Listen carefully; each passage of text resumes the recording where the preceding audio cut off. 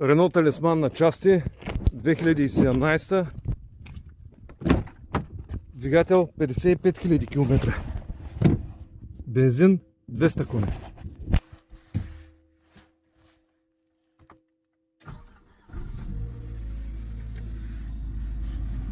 Всички течности са тук, колата работи, не се движи, двигателя е бомба, гориво има половин резервоар.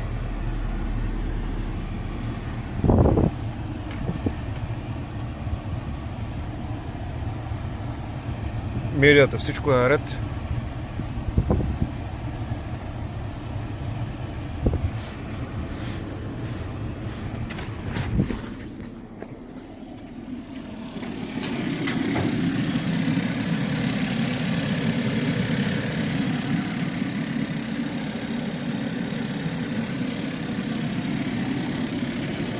Няма засегнати части от двигателя.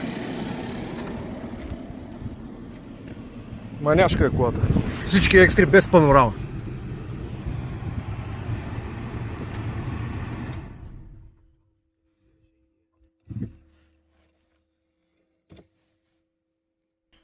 Сервизна история, обдухване, кожен салон, всички екстри към тогавашната година не е имало инициали, без панорама. Подгрев на волана, бусел звучане. Салона е хубав, шофьорската седалка нещо е срязана тук, пасажирската е добра, задници са в супер състояние, барче отзад, всичко се движи мазно като ново. Джанти 3 броя, едната ударена, голям багажник, камера естествено, талисманска врата.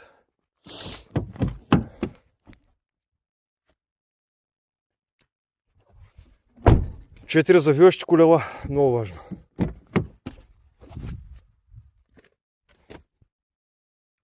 Аербеци на салона не са отворени, само преден шофьорски и преден пасажирски. Това е положението. For control.